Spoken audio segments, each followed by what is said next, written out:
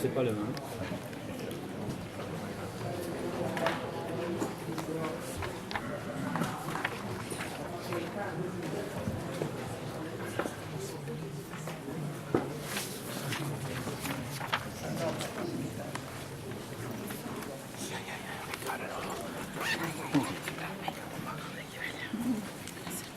Bien, nous allons commencer. Je vous souhaite la bienvenue à tous.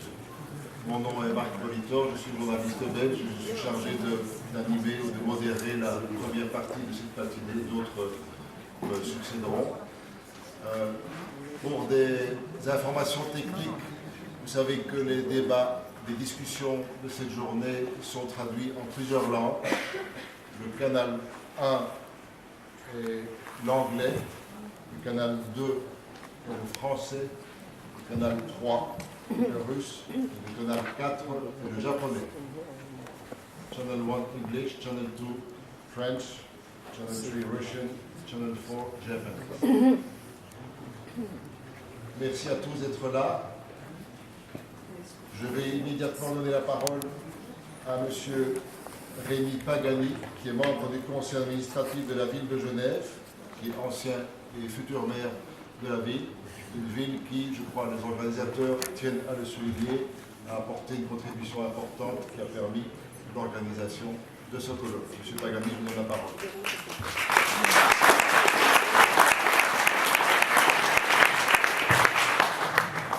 Mesdames et messieurs, ça fonctionne pas. Une, deux. Voilà, ça y est, merci. Mesdames et messieurs les organisateurs du forum, mesdames et messieurs les représentants du monde scientifique, mesdames et messieurs les professionnels de la santé, mesdames et messieurs, chers amis, camarades, je suis vraiment très honoré d'ouvrir ce congrès, et surtout parce que c'est un succès visiblement, et c'était un des défis que s'étaient lancés les organisateurs. C'est un plaisir pour moi de vous souhaiter à toutes et à tous, au nom des autorités de la ville de Genève, une très cordiale bienvenue dans notre ville à l'occasion de ce forum scientifique et citoyen sur la radioprotection. J'aimerais d'emblée saluer l'initiative des organisateurs et les féliciter car le thème de ce forum est évidemment un thème crucial, je dirais même vital, pour chacune et chacun d'entre nous, nous qui sommes sur cette planète sur laquelle nous avons le grand privilège de pouvoir vivre, mais que nous devons impérativement et à tout prix préserver. Il est vrai que les désastres de Tchernobyl et de Fukushima sont bien sûr encore dans toutes les mémoires et qu'ils sont indéniablement frappé nos esprits et les esprits de toute l'humanité. On peut même dire sans crainte qu'ils ont choqué et même traumatisé les populations. Mais nous le savons aussi, dans cette ère de zapping et de l'instantanéité, chacun a rapidement tendance à effacer et à oublier très rapidement et très vite. Une catastrophe en chasse l'autre. C'est la raison pour laquelle il est fondamental de rappeler, d'informer et de sensibiliser aux conséquences terribles de ces événements, aux impacts qu'ils ont eus sur l'environnement et sur la santé et le monde et le mode de vie des populations touchées. J'aimerais ici dire que notre municipalité, et personnellement, nous avons suivi les personnes qui font un piquet devant l'OMS, je tiens à les remercier vivement, ça fait exactement le même temps. Moi, je suis devenu conseiller administratif et eux sont restés devant l'OMS par tous les temps et j'aimerais vraiment qu'on les applaudisse parce que c'est vraiment un effort considérable qu'ils ont fait.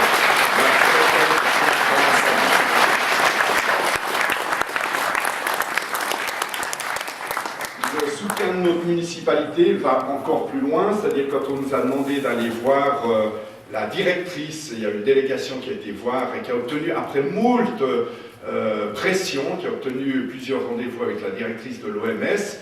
Moi, j'ai accompagné au nom de la ville de Genève cette délégation et malheureusement, le résultat on le connaît, c'est-à-dire on a été reçus très aimablement, mais ça a été un perpétuel évitement d'affronter véritablement ce problème qui est lancinant de soumission de l'OMS à une organisation qui est quasiment pro-nucléaire, enfin qui est pro-nucléaire.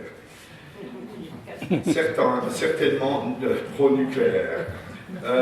C'est la raison pour laquelle la ville de Genève apporte donc son plein soutien à votre forum et elle espère que vos discussions et débats permettront de faire avancer la cause de toutes celles et tous ceux qui considèrent à juste titre que la société civile doit se prendre en charge et ne jamais hésiter à faire entendre sa voix lorsque l'enjeu l'impose. Or, dans ce cas précis, l'enjeu est crucial et le moment propice au changement. Les opinions publiques ne sont plus prêtes aujourd'hui à accepter les discours lénifiants et rassurants. Les zones d'ombre et ce qu'il faut bien appeler la désinformation. L'accident nucléaire de Fukushima, bien au-delà de ce qui s'était produit avec Tchernobyl, a complètement changé la donne et entraîné ainsi des conséquences certaines sur l'industrie nucléaire du monde. De nombreux pays ont été amenés à reconsidérer la part, voire l'existence même du nucléaire dans leur production énergétique, ainsi que la fiabilité des équipements en cas d'accident. Mais malheureusement, il faut le dire, je citerai juste un petit exemple pour la Suisse, très concrètement, notre ville a soutenu tous les habitants autour de la centrale nucléaire de Mühlberg, qui devait se voir prolongée de 40 ans. On a gagné, et c'est extraordinaire, les habitants faisant recours ont gagné devant les tribunaux. C'est heureusement que cette séparation des pouvoirs existe et qu'en Suisse, on a la possibilité d'avoir une justice, j'ose dire, qui est, je ne veux pas dire neutre, mais en tout cas une justice qui fait son rôle, qui est un contre-pouvoir.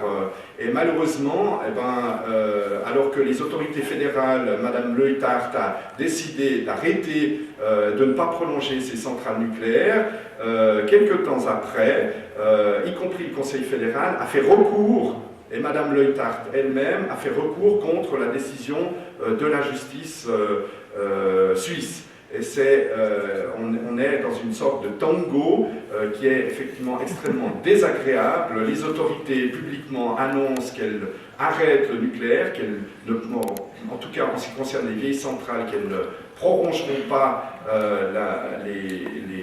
le délai qui est de 40 ans, et par derrière, ou même y compris quelques mois après, décident de prolonger ces centrales nucléaires. C'est extrêmement désagréable, et non seulement désagréable, mais il faut qu'on se mobilise pour résister. Et je donnerai un deuxième exemple, c'est le budget, juste à 60 km d'ici, qui va servir de réceptacle temporaire des déchets nucléaires. Le conseil municipal, enfin la ville de Genève et le conseil administratif, et cette fois, il faut le soulever, le conseil d'État de la République et canton de Genève ont décidé de faire recours, et nous avons fait il y a quelques jours recours contre ce dépôt de déchets nucléaires. Voilà, mesdames et messieurs, il est désormais acquis, il y aura un avant et un après Tchernobyl, et un avant et un après Fukushima. Les partis politiques doivent infléchir leur position pour se conformer aux attentes des populations. Il va en outre être de plus en plus compliqué de développer de nouveaux projets et nous devons impérativement les rendre plus compliqués, voire impossibles. Les financements seront de plus en plus difficiles à trouver et l'opposition des populations locales sera un véritable frein à l'implantation de telles centrales nucléaires.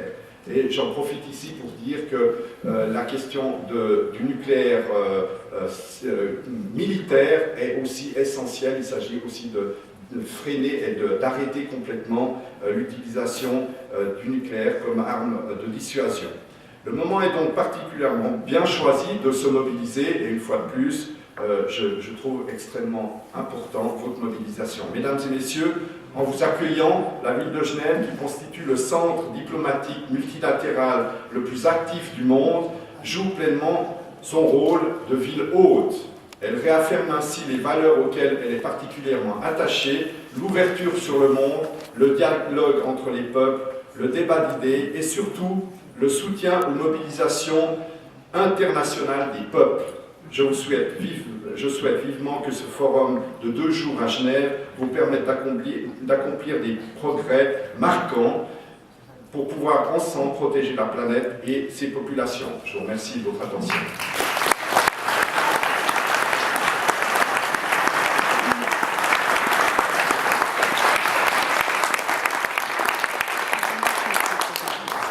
Merci, M. Pagani. Alors, on poursuit, tout va bien pour les traductions. Il n'y a pas de problème. Parfait.